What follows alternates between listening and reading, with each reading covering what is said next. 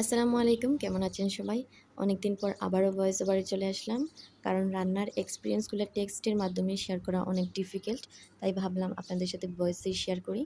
বাড়িতে যখনই আমরা সবাই একসাথে হই, তখন সবাই আমরা চেষ্টা করি ছোটোখাটো কোনো কিছুর আয়োজন করার।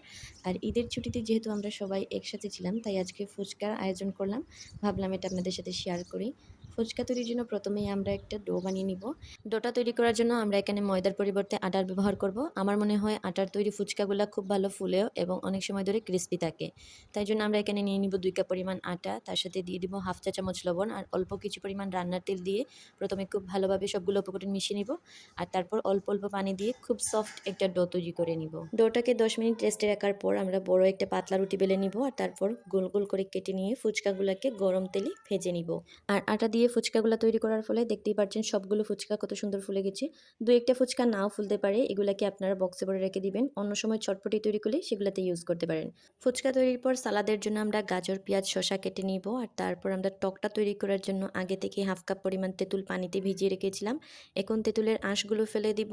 আর তারপর আমরা অবশিষ্ট তেঁতুলের মধ্যে ১ কাপ পরিমাণ পানি মিশিয়ে দিব। তার সাথে দিয়ে দিব ২ চা চামচ চিনি, ১ চা চামচ লবণ আর হাফ চা চামচ স্বাদ মিশালি।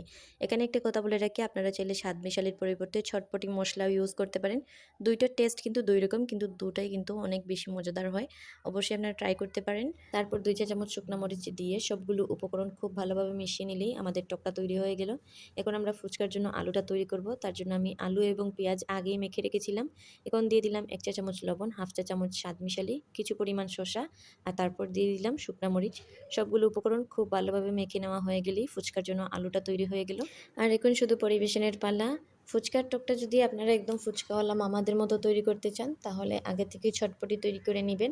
আর ছটপটিতে টকের পরিমাণটা একটু বাড়িয়ে দিবেন। তাহলেই একদম ফুচকাওয়ালা মামাদের মতো টকটা তৈরি করতে পারবেন।